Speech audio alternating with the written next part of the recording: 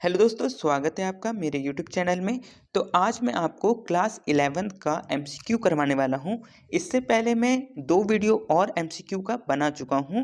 आज मैं ये तीसरा वीडियो बना रहा हूं जिसमें मैं फिर से 4 चैप्टर का एमसीक्यू लगभग वही 60 या 62 लगभग एमसीक्यू है, वो मैं आपको करवाने वाला हूं। तो वो चैप्टर्स होने वाले हैं rules of debit and credit, journal, accounting equation और लेजर। ये 4 चैप्टर से आज मैं आपको 60 या 62 क्वेश्चन करवाने वाला हूँ। ठीक है, तो चलिए एक एक करके हम लोग क्वेश्चन को सॉल्व करते हैं। तो देखिए यहाँ पर फर्स्ट क्वेश्चन कह रहा है, when a trader sells goods on cash he gives to customer. जब एक ट्रेडर गुड्स को सेल करता है कैश में तो वो कस्टमर को क्या देता है? तो वो देता है कैश मेमो। तो इसीलिए इसका आंसर हो जाएगा डी नंबर, कैश मेमो। ठीक है, चलिए सेकंड नंबर देखते हैं। सेकंड में बोला गया है, a debit note is prepared by.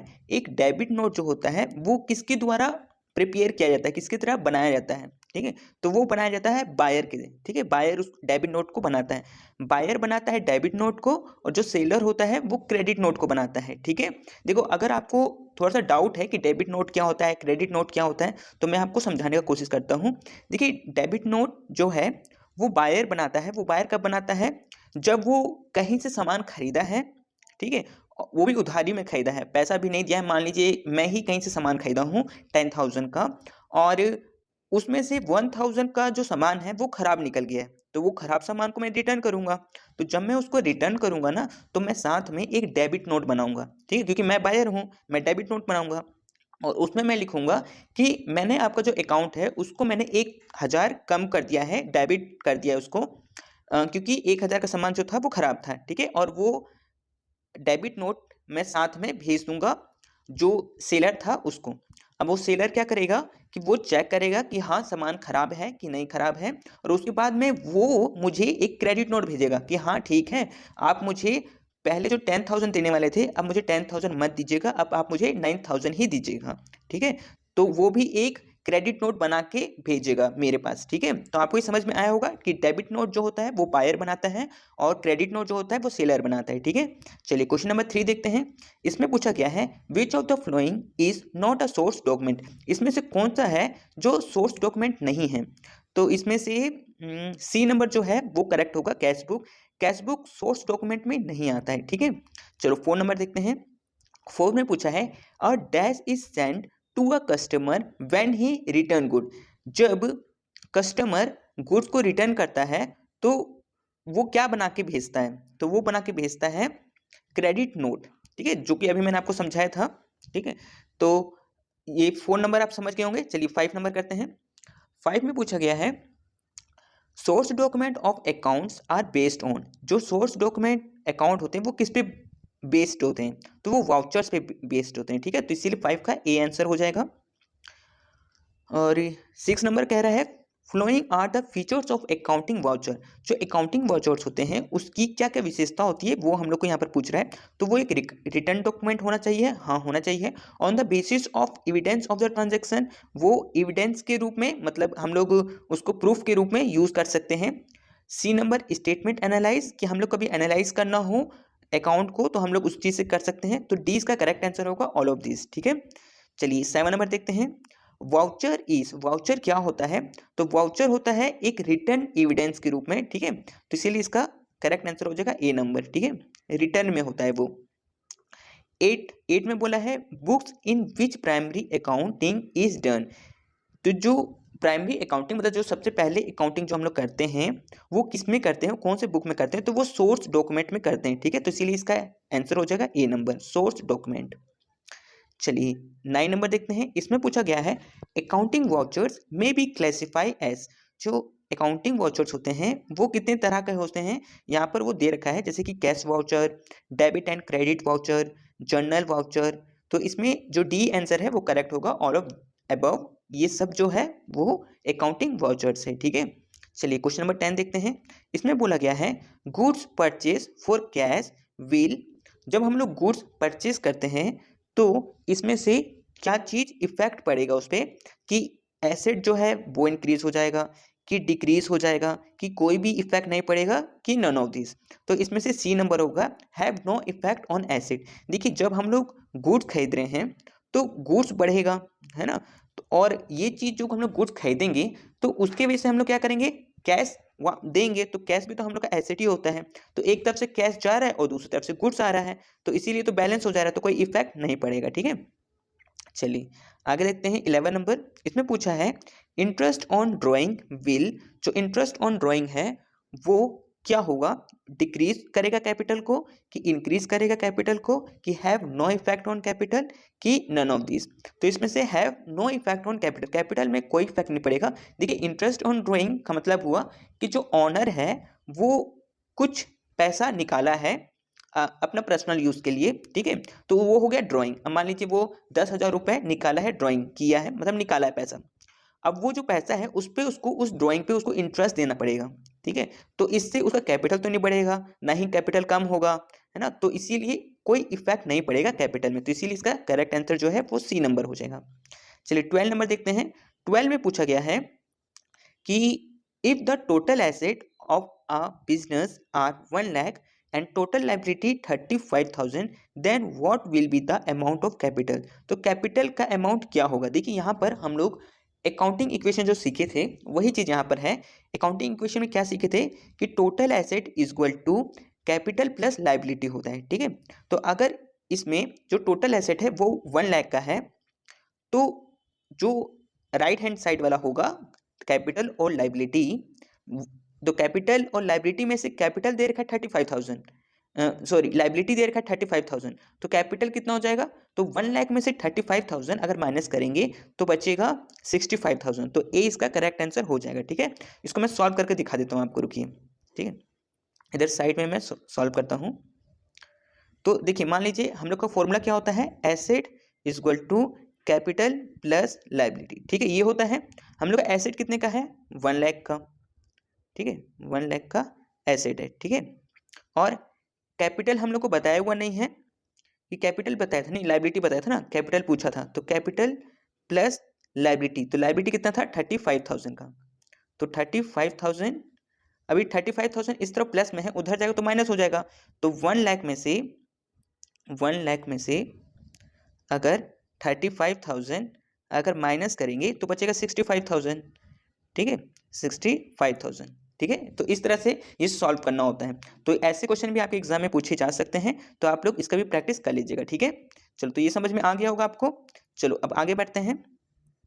13 number, 13 में बोला है accounting equation is related to. तो अकाउंटिंग इक्वेशन जो होता है वो किससे रिलेटेड होता है, तो उसमें तो तीनों चीज होते हैं, एसेट भी होता है, लाइबिलिटी भी होता है और कैपिटल भी होता है, तो इसीलिए इसका करेक्ट आंसर सी नंबर हो जाएगा। ठीक है, चलिए 14 देखते हैं। 14 में पूछा गया है accounting equation is based on, जो अकाउंटिंग इक्वेशन है वो किस पे बेस्ड है, तो वो डुअल एक्सपेक्ट कॉन्सेप्ट पे बेस्ड होता है, इसीलिए इसका करेक्ट आंसर बी हो जाएगा। ठीक है, चलिए यहाँ पर 50 नंबर एक क्वेश्चन पूछा गया है कि capital of a business is 75,000 and liability 25,000, then the total asset of the business would be. तो टोटल एसेट क्या होगा, तो देखिए total asset is equal to liability plus capital, या फिर कैपिटल प्लस लाइबिलिटी, कुछ भी बोल सकते हैं। ठीक है, तो हम लोग को टोटल एसेट निकालना है, तो कैपिटल और लाइबिलिटी दोनों को प्लस कर देते हैं, तो कैपिटल दे रखा है 75,000 और लाइबिलिटी 25, दोनों को ऐड करेंगे तो 75 और 25 1 लाख, तो इसका करेक्ट आंसर हो जाएगा ए नंबर। ठीक है, 1 लाख। चलिए 60 नंबर देखते हैं। इसमें पूछा है when fix asset are sold, जब हम लोग फिक्स एसेट को बेचते हैं तो उस टाइम क्या होता है। तो देखिए फिक्स एसेट बेचने पे कुछ भी इफेक्ट नहीं पड़ेगा, क्योंकि मान लीजिए हम लोग कुछ एसेट को बेचे तो जितने का वैल्यू हम लोग के पास से गया, मान लीजिए 10,000 का हम लोग टेबल बेचे। ठीक है, वो टेबल का जो प्राइस था वो 10,000 था, और उस 10,000 के बदले हम लोग के पास में कैश आ जाएगा 10,000, तो 10,000 गया 10,000 वापस आया, तो इससे कोई इफेक्ट नहीं पड़ा। ठीक है, तो इसीलिए इसका करेक्ट आंसर होगा D number, there is no change in the total asset. ठीक है, टोटल एसेट में कोई चेंज नहीं होगा। चलिए 17 नंबर देखते हैं। 17 में पूछा गया है Anu introduce his car into business, जो अनु है वो बिजनेस में कार दी है या दिया है, which part of the business accounting equation will change. तो इसमें से क्या चीज़ पे चेंजेस पड़ेगा। जब हम अकाउंटिंग इक्वेशन करते हैं ना, तो उसमें भी हम लोग दो चीज़ पे इफेक्ट पड़ता है, जैसे जर्नल एंट्री में इफेक्ट पड़ता है, वैसे ही उसमें भी दो या दो से ज़्यादा में पड़ता है, कम से कम दो में तो जरूर पड़ता है। ठीक है, तो इसीलिए किस पे इफेक्ट पड़ेगा वो चीज़ पूछा, किस में चेंजेस आएगा। तो देखिए एक तो वो हम लोग को कार्ड दिया, जो कि हम लोग अगर ऑनर कुछ भी चीज़ देता है बिजनेस में इंट्रोड्यूस करता है तो वो कैपिटल के रूप में माना जाता है। ठीक है, एक तो वो हो गया, और दूसरा कि बिजनेस में एक नया चीज आया, नया एसेट आया, ठीक है। तो नया एसेट आया, इसीलिए कैपिटल और एसेट ये दोनों पे इफेक्ट पड़ेगा, तो इसीलिए इसका करेक्ट आंसर बी नंबर हो जाएगा, कैपिटल एंड एसेट, ठीक है। चलिए 18 नंबर देखते हैं। 18 में पूछा गया है, if the owner capital is 50,000, owner का कैपिटल दे रखा है 50,000, लाइबिलिटी दे रखा है 30,000, फिक्स एसेट दे रखा है 70,000, then what is the value of current asset. तो करंट एसेट का वैल्यू क्या होगा वो हम लोग से क्वेश्चन में पूछा है, ठीक है। चलो तो इसको सॉल्व करते हैं, ठीक है। तो इसको सॉल्व कैसे करेंगे, देखिए अगर मैं एसेट में, जो एसेट है उस साइड में फिक्स एसेट भी होगा और करंट एसेट भी होगा, तो फिक्स एसेट अगर 70,000 है और हम लोग को क्या निकालना है, करंट एसेट, ठीक है। तो लेफ्ट हैंड साइड को हम लोग छोड़ देते हैं, राइट साइड को सॉल्व करते हैं। तो राइट साइड में क्या क्या होता है, कैपिटल और लाइबिलिटी। तो कैपिटल दे रखा है 50,000 और लाइबिलिटी दे रखा है 30,000, दोनों को ऐड करेंगे तो ये हो जाएगा 80,000। तो राइट हैंड साइड 80,000 आया, तो लेफ्ट हैंड साइड भी तो 80,000 आएगा, लेकिन उस साइड क्या है, सिर्फ फिक्स एसेट दिखा रहा है 70,000 का, तो जो 10,000 है वो क्या बचा होगा, वो करंट एसेट होगा, तो इसीलिए इसका करेक्ट आंसर हो जाएगा 10,000, ए नंबर, ठीक है। चलो 19 नंबर देखते हैं। 19 में पूछा गया है, which financial statement represent the accounting equation asset is equal to liability plus owner equity. देखिए यहाँ पे लिखा हुआ है ऑनर इक्विटी, ठीक है। तो आप चाहे तो कैपिटल बोल सकते हैं या फिर ऑनर इक्विटी भी बोल सकते हैं, ठीक है। यहाँ पर ये जो इक्वेशन है asset is equal to liability plus capital, ये जो इक्वेशन है वो अकाउंटिंग इक्वेशन में माना जाता है, ठीक है। और ये चीज़ हम लोग बैलेंस शीट में यही चीज़ शो करते हैं, तो इसीलिए इसका करेक्ट आंसर हो जाएगा C number, balance sheet. Balance sheet में हम लोग एसेट भी लिखते हैं, लाइबिलिटी भी लिखते हैं और कैपिटल को भी लिखते हैं, ठीक है। चलो 20 नंबर देखते हैं।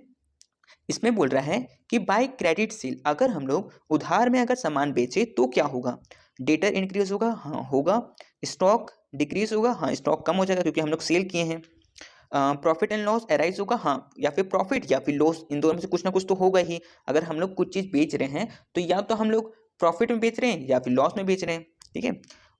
तो इसीलिए ये तीनों ही आंसर होगा, इसीलिए इसका करेक्ट आंसर हो जाएगा D number, all of this, ठीक है। चलो 21, इसमें बोला गया है the cash transaction is done in which system. जो कैश ट्रांजेक्शन है वो किस में होता है, तो वो कैश सिस्टम में ही होता है ना, तो इसका करेक्ट आंसर ए नंबर हो जाएगा। चलो 22 को देखते हैं। 22 में बोला गया है double entry system means, double entry system का मतलब क्या होता है, ठीक है। तो entry for two expect of a transaction, transaction का दो एक्सपेक्ट को हम लोग देखते हैं और उसको रिकॉर्ड करते हैं, ठीक है। यही होता है डबल एंट्री सिस्टम में, तो इसीलिए इसका करेक्ट आंसर हो जाएगा A number, entry for two expect of a transaction. चलो 23 देखते हैं।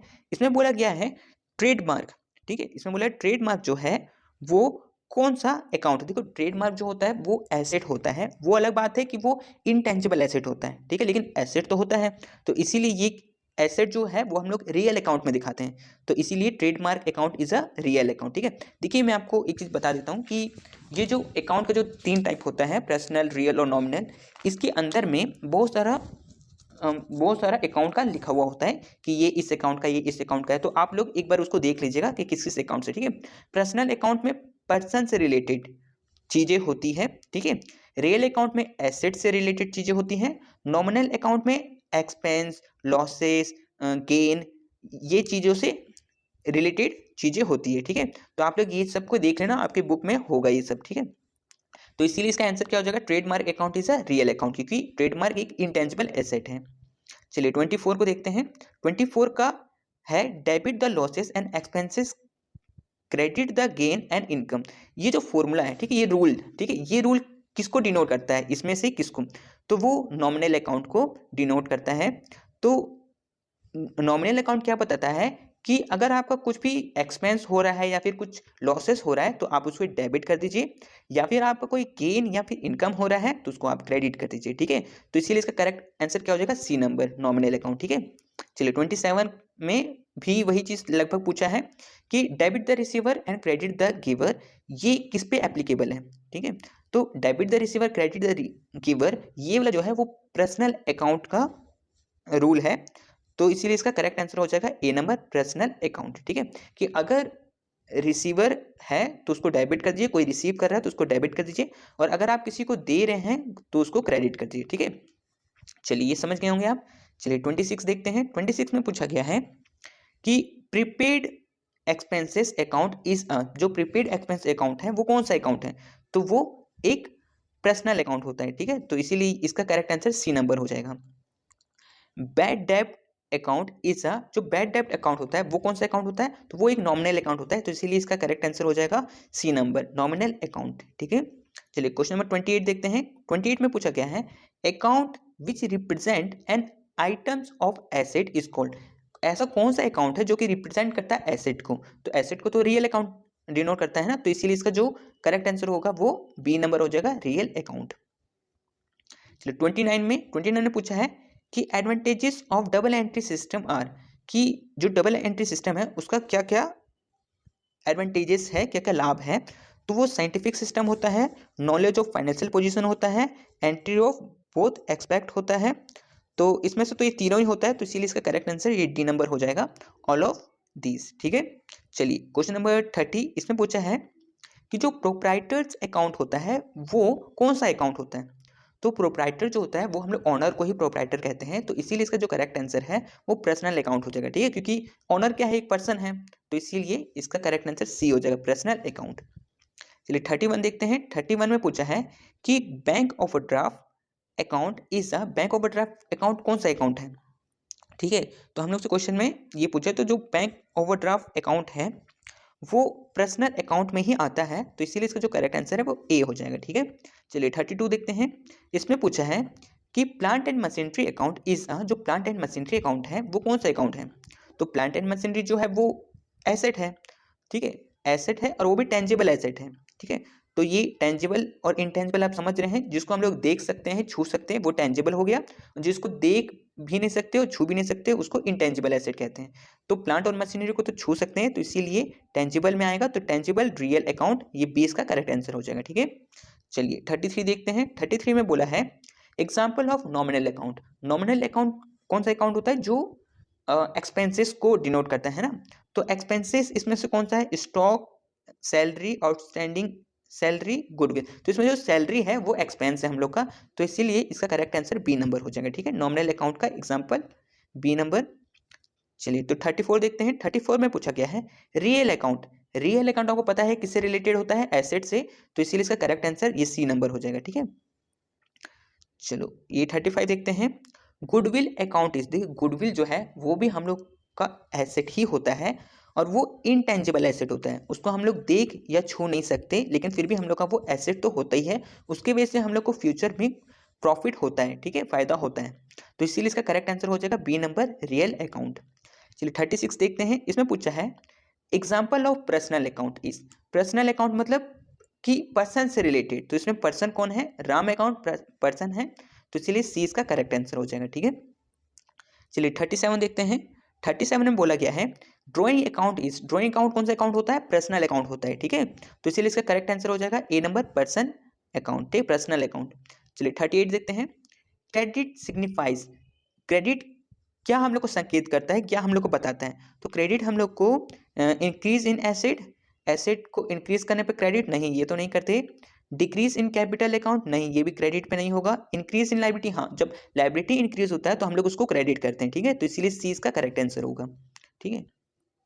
चलिए 39 नंबर देखते हैं। 39 में पूछा है example of artificial personal account is, artificial person account का एग्जाम्पल हम लोग से पूछ रहा है, तो इसमें मतलब कोई कंपनी से रिलेटेड, कोई कंपनी है जिसका नाम हो उससे, है ना, तो इसमें जो ये बी नंबर है टिस्को, ये इसका करेक्ट आंसर होगा, ठीक है, ये कंपनी का नाम है, ठीक है, आर्टिफिशियल पर्सनल अकाउंट में हम लोग कंपनी का नाम लिखते हैं, तो इसीलिए बी नंबर, ठीक है।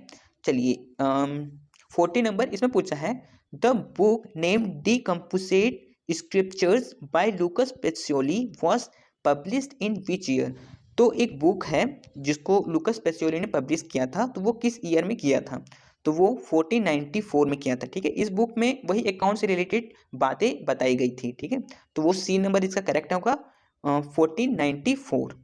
चलिए 41 देखते हैं। 41 में पूछा गया है कि ट्रेड डिस्काउंट आर, तो ट्रेड डिस्काउंट जो है वो हम लोग रिकॉर्ड नहीं करते हैं, मतलब दिखाते नहीं है बुक में, ठीक है, तो इसीलिए इसका करेक्ट आंसर होगा not recorded in the book, book में रिकॉर्ड ट्रेड डिस्काउंट को नहीं करते हैं। और ट्रेड डिस्काउंट हम लोग को क्यों मिलता है, क्योंकि हम लोग जब हम लोग बल्क में ज़्यादा सामान खरीदते हैं, ठीक है, बल्क में सामान खरीदते हैं तो हम लोग को ट्रेड डिस्काउंट मिलता है, ठीक है। और कैश डिस्काउंट जो होता है वो दिखाना पड़ता है, ठीक है, तो वो रिकॉर्ड किया जाता है बुक में, तो अगर ट्रेड डिस्काउंट आपके क्वेश्चन में आ रहा है तो वो आप आंसर आप लिख सकते हैं कि not recorded in the book. लेकिन अगर कैश डिस्काउंट लिखा हुआ आ रहा है आपके क्वेश्चन में तो आप लिख सकते हैं रिकॉर्डेड इन द बुक। ठीक है, चलिए 42 देखते हैं। 42 में पूछा गया है कि goods worth ₹1000 taken by proprietor for personal use should be credited to. ठीक है, इसमें पूछ रहा है कि जो ऑनर है वो 1000 रुपये का गुड्स लेके चला गया है, मतलब 1000 रुपये का जो गुड्स था, सामान था, वो लेके चला गया है। ठीक है, तो हम लोग क्रेडिट क्या करेंगे? ठीक है, तो देखिए जब भी वो लेके जाते हैं, मतलब जब ऑनर है वो लेके जाते हैं तो उसको ड्राइंग कहते हैं हम लोग। ठीक है, तो इसका जो एंट्री बनेगा, जर्नल एंट्री, वो बनेगा drawing account to purchase account. ठीक है, तो ड्राइंग अकाउंट तो वो ऑनर के लिए हो गया, और परचेस अकाउंट इसलिए क्रेडिट कर रहे हैं हम लोग क्योंकि जितना का वो सामान लेके गया है, जो भी ऑनर है वो लेके गया है, वो हम लोग सेल नहीं किए हैं, सेल की वजह से गुड्स नहीं गया है। ठीक है, तो इतना ही गुड्स 1000 का गुड्स हम लोग को फिर से खरीदना पड़ेगा, तो इसीलिए हम लोग परचेस अकाउंट लिखते हैं। ठीक है, तो जब भी कभी ऐसा हो कि सेल के अलावा गुड्स कहीं चला जाए, ठीक है, गुड्स के अलावा मतलब सेल के अलावा बहुत बार चला जाता है, जैसे कि कभी ऑनर लेके जा सकता है, कभी वो 1000 का गुड्स जल गया, ऐसा हो सकता है, कभी हो सकता है कि 1000 का गुड्स या फिर कितने का भी चोरी हो गया। ठीक है, कोई चुरा लिया 1000 का गुड्स, तो भी हम लोग परचेस अकाउंट ही डेबिट करेंगे। या फिर चैरिटी में हम लोग दे दिए, ठीक है, तो भी चैरिटी में तो हम लोग पैसे से नहीं देते हैं ना, हम लोग तो फ्री में दे देते हैं चैरिटी में, तो इसीलिए उस टाइम भी हम लोग सेल नहीं करते हैं, तो इसीलिए उस टाइम भी हम लोग परचेस अकाउंट ही क्रेडिट करते हैं। ठीक है, चलो तो वही इसका आंसर क्या हो जाएगा, परचेस अकाउंट क्रेडिट करना पड़ेगा। ठीक है, चलो 43 का देखते हैं। 43 में बोला है the process of recording transaction in a journal is term as. अगर हम लोग ट्रांजेक्शन को जर्नल में रिकॉर्ड कर रहे हैं तो उसको क्या कहते हैं, तो उसको कहते हैं जर्नलाइजिंग। ठीक है, तो इसका करेक्ट आंसर हो जाएगा बी नंबर, जर्नलाइजिंग। चलिए 44 देखते हैं। इसमें पूछा है इफ 2 और more transaction of the same nature are journalized together it is known as. जब हम लोग 2 या 2 से ज़्यादा एंट्री को जर्नल में दिखाते हैं तो उसको हम लोग क्या कहते हैं, तो उसको कहते हैं कंपाउंड एंट्री। ठीक है, तो कंपाउंड जर्नल एंट्री कह सकते हैं या फिर कंपाउंड एंट्री, 2 या 2 से ज़्यादा। ठीक है, हमेशा वैसे तो 2 से ज़्यादा ही एंट्री को कंपाउंड एंट्री कहते हैं। ठीक है, चलो तो 45 देखते हैं। 45 में बोला गया है the rule regarding personal account. देखो अभी मेरे वाले क्वेश्चन में आया है कि रूल बताइए पर्सनल अकाउंट का, लेकिन क्या पता आपके में कुछ और आए, रियल अकाउंट का या फिर नॉमिनल अकाउंट का रूल बताइए। तो सबका रूल आपको पता होना चाहिए, क्वेश्चन में आपसे कुछ भी पूछ सकता है। ठीक है, तो इसीलिए अगर पर्सनल का पूछा है तो इसका होगा debit the receiver credit the giver, तो वो इसमें सी नंबर है, debit the receiver credit the giver. लेकिन अगर आपके क्वेश्चन में आया होता रियल अकाउंट का रूल बताइए, तो वो हो जाता है debit what comes in credit what goes out. ठीक है, तो ये हो जाता है रियल अकाउंट का। अगर नॉमिनल का पूछता तो वो हो जाता डेबिट और एक्सपेंसेस एंड लॉसेस क्रेडिट और इनकम एंड गेन्स। ठीक है, तो ये आप याद कर लीजिएगा, आपके एग्जाम में पूछा जा सकता है। चलिए 46 देखते हैं। 46 में पूछा क्या है sales of goods to Mohan for cash. अगर मोहन को हम लोगों ने गुड्स सेल्स किया है तो शुड बी डेबिटेड टू, तो वो किस चीज़ से डेबिट होगा। ठीक है, तो इसका करेक्ट आंसर हो जाएगा कैश अकाउंट। अगर कैश में हम लोगों ने बेचा है तो कैश हम लोग के पास आएगा, तो डेबिट हम लोग कैश करेंगे। ठीक है, तो इसका जो जर्नल एंट्री है वो हो जाएगा cash account debit to sales account. ठीक है, तो अगर आपका क्वेश्चन में डेबिट पूछ रहा है तो कैश अकाउंट हो जाएगा, अगर क्रेडिट पूछेगा तो वो सेल्स अकाउंट हो जाएगा। ठीक है, तो यहाँ पर डेबिट पूछा था तो इसीलिए कैश अकाउंट हुआ। ठीक है, चलिए 47 देखते हैं। 47 में पूछा गया है to which account would be entered goods given in charity. देखिए मैं अभी थोड़ी देर पहले आपको बताया था कि अगर गुड्स हम लोग चैरिटी में भी देते हैं तो भी हम लोग क्या करते हैं कि परचेस अकाउंट में ही उसको दिखाते हैं, है ना, तो इसीलिए इसका करेक्ट आंसर क्या हो जाएगा बी नंबर, परचेस अकाउंट।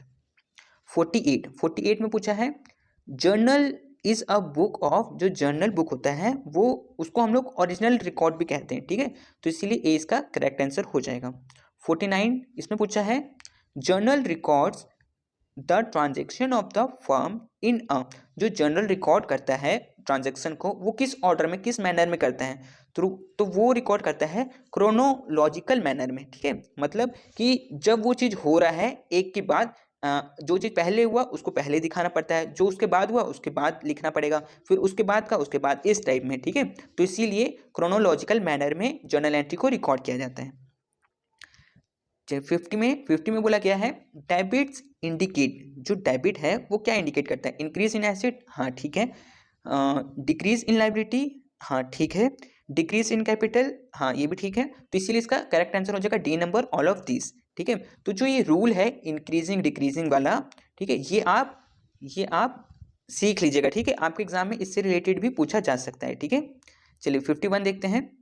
51 पूछा गया है the amount and goods bought in by the proprietor in the business should be credited to। देखिए यहाँ पर पूछा गया है ना कि जो ऑनर है वो गुड्स या फिर कुछ भी रुपए लेके अगर आया है बिजनेस में तो उसको हम लोग क्या क्रेडिट करेंगे, ठीक है।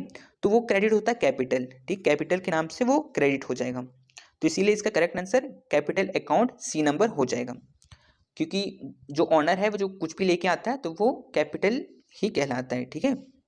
चलो 52 देखते हैं। 52 पूछा गया है the amount of salary paid to mister Suresh should be debited to, ठीक है। इसमें पूछ रहा है कि जो मिस्टर सुरेश है उनको सैलरी दिया गया है, ठीक है। तो सैलरी दिया गया कैश में दिया गया होगा, तो कैश हम लोग के पास से गया होगा, तो इसका जो एंट्री है उस एंट्री में डेबिट हम लोग किस एंट्री को करेंगे, ठीक है। तो देखिए डेबिट तो हम लोग कैश को नहीं करेंगे क्योंकि कैश तो हम लोग के पास से जा रहा है तो वो क्रेडिट होगा, ठीक है। तो डेबिट क्या होगा, तो डेबिट होगा सैलरी अकाउंट, ठीक है। सैलरी अकाउंट यहाँ पे डेबिट होगा क्योंकि मतलब इसका जो जनरल एंट्री है वो नॉर्मल ऐसा होगा कि salary account to cash account, ठीक है, ये इसका जनरल एंट्री होगा। अब आपसे डेबिट का पूछे या फिर क्रेडिट का पूछे, आप इसमें से देख के बता सकते हैं।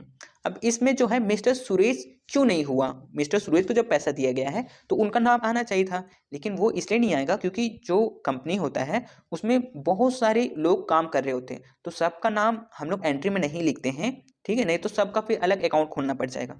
तो इसीलिए हम लोग जो नाम है वो हम लोग नरेशन में, जो जनरल एंट्री के नीचे में छोटा सा दिखाते हैं नरेशन, उसमें दिखा सकते हैं नाम, ठीक है, लेकिन एंट्री में नहीं लिख सकते। एंट्री में जब भी हम लोग सैलरी किसी भी को भी देंगे तो सैलरी ही लिखेंगे, उसका नाम नहीं लिखेंगे, ठीक है। तो इसीलिए इसका आंसर हो जाएगा सैलरी अकाउंट, ठीक है। चलो 53 का देखते हैं। 53 में पूछा गया है Mala purchase goods of 5000 for cash at 20% trade discount and 5% cash discount, purchase account is to be debited by. देखिए इसमें ना बहुत अच्छा क्वेश्चन पूछा है कि जो माला है उसने क्या किया, 5000 का सामान खरीदा, तो 5000 का सामान खरीदने पे उसको 20% का ट्रेड डिस्काउंट मिला, ठीक है, क्योंकि उसने 5000 का बहुत ज़्यादा का सामान खरीदा इसीलिए उसको 20% का डिस्काउंट मिल गया। तो 5000 का 20% अगर आप करिएगा तो 5000 का 20% होगा 1000, ठीक है।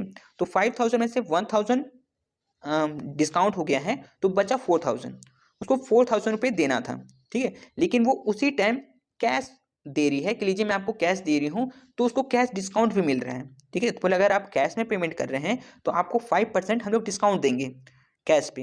तो 4000 का 5%, मान लीजिए अगर 10% में करूँ तो 10% हो जाएगा 4000 का 400 और 5% हो जाएगा 200।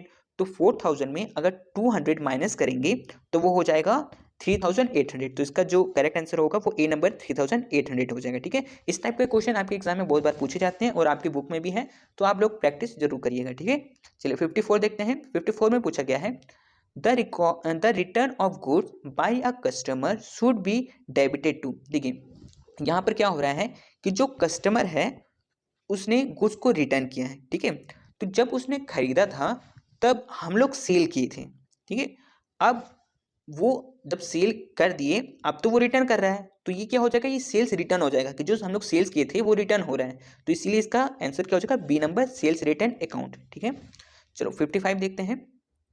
55 में बोला गया है cash discount allowed to a customer should be credited to. देखो अब इसमें पूछ रहे हैं ना कि कैश डिस्काउंट क्या कर रहे हैं, अलाउ कर रहे हैं, ठीक है। तो हम लोग क्रेडिट क्या करेंगे, ठीक है, ये हम लोग का क्वेश्चन है। देखो इसका जो एंट्री होता है अगर हम लोग अलाउ कर रहे हैं तो इसका एंट्री हो जाएगा cash account debit, discount allow account debit to debtor account कह लीजिए या फिर कस्टमर कह लीजिए, ठीक है, to customer account debit credit, ठीक है। तो यहाँ पर जो कस्टमर है वो क्रेडिट हुआ है और हम लोग को क्वेश्चन में वही चीज़ पूछा है कि क्रेडिट किसको करेंगे, तो क्रेडिट करेंगे कस्टमर को, ठीक है। तो यहाँ पर डी इसका करेक्ट आंसर हो जाएगा। चलिए 56 देखते हैं। 56 पूछा है the amount of depreciation charge on machinery will be debited, ठीक है। इसमें पूछ रहा है कि जो मशीन पे डेप्रिसिएशन लगता है तो उस टाइम हम लोग एंट्री जो पास करते हैं वो एंट्री कौन सा करते हैं, ठीक है। तो और डेबिट क्या करेंगे है ना, वो पूछ रहे हैं। तो इसमें डेप्रिसिएशन अकाउंट को हम लोग डेबिट करते हैं। इसका जो जनरल एंट्री है डेप्रिसिएशन का मशीनरी पे, तो वो हो जाता है depreciation account debit to machinery account, ठीक है। ये इसका जनरल एंट्री होता है। तो अगर डेबिट का पूछा है तो डेप्रिसिएशन अकाउंट करेंगे, अगर क्रेडिट का पूछा होता तो मशीनरी अकाउंट को हम लोग क्रेडिट करते हैं, ठीक है। तो यहाँ पर डेबिट का पूछा है, इसीलिए 20 का करेक्ट आंसर हो जाएगा, ठीक है। चलो 57 का देखते हैं। इसमें पूछा है when an entry is made in a journal, journal में एंट्री कब हम लोग करते हैं। तो account to be debited are listed first, सबसे पहले हम लोग डेबिट करते हैं। B number account to be credited are listed first, या फिर सबसे पहले क्रेडिट करते हैं, या अकाउंट में भी लिस्टेड इन एनी ऑर्डर, या फिर किसी भी ऑर्डर में कर सकते हैं, पहले डेबिट या पहले क्रेडिट कुछ भी कर सकते हैं, या फिर नॉन ऑफ दिस। तो देखो जब भी हम लोग जनरल एंट्री बनाते हैं तो सबसे पहले हम लोग डेबिट का लिखते हैं, है ना, तो इसीलिए इसका करेक्ट आंसर हो जाएगा ए नंबर, ठीक है। चलो 58 देखते हैं। 58 में पूछा गया है कि आ लेजर इज लेजर जो है वो कौन सा बुक है, तो वो प्रिंसिपल बुक कहलाता है, ठीक है। तो ये याद रखिएगा कि लेजर हम लोग का प्रिंसिपल बुक है, तो 20 का करेक्ट आंसर होगा। 59 इसमें पूछा है कि the debit balance of bank account is, अगर बैंक अकाउंट में डेबिट बैलेंस शो कर रहा है, इंडिकेट कर रहा है, तो वो क्या बता रहा है हम लोग को, तो वो हम लोग को बताता है कि बैंक में कैश बैलेंस है, ठीक है। तो कैश बैलेंस इन बैंक, सी इसका करेक्ट आंसर होगा, ठीक है। चलो 60 नंबर देखते हैं। 60 में पूछा गया है the right side of an account is called, right side को हम लोग क्या कहते हैं, अगर अकाउंट का जो राइट साइड है उसको हम लोग क्या कहते हैं, तो राइट साइड को हम लोग क्रेडिट साइड कहते हैं, ठीक है। तो इसलिए ए इसका करेक्ट आंसर हो जाएगा, ठीक है। तो 60 का ए क्रेडिट साइड, और 61 इसमें पूछा है number of side of a ledger account, ledger account में कितने साइड होते हैं, तो 2 साइड होता है, एक डेबिट साइड एक क्रेडिट साइड, तो सी इसका करेक्ट आंसर होगा, ठीक है। 62 इसमें पूछा गया है लेजर इज अ, लेजर कौन सा बुक है, तो वो किंग ऑफ बुक कहलाता है, ठीक है। तो इसीलिए डी सी इसका करेक्ट आंसर होगा किंग ऑफ बुक्स, ठीक है, क्योंकि उसमें बहुत बुक्स बनते हैं लेजर में, ठीक है। तो यहाँ पर 62, हाँ 62 क्वेश्चन ही थे, इसके आगे क्वेश्चन नहीं है। तो मैंने अभी आपको 4 चैप्टर का जो भी इंपॉर्टेंट क्वेश्चन हो सकते थे वो सब मैंने आपको करवा दिया है, तो आप भी खुद से भी इसको प्रैक्टिस करिएगा, ठीक है। तो ठीक है, नेक्स्ट वीडियो में हम लोग मिलते हैं।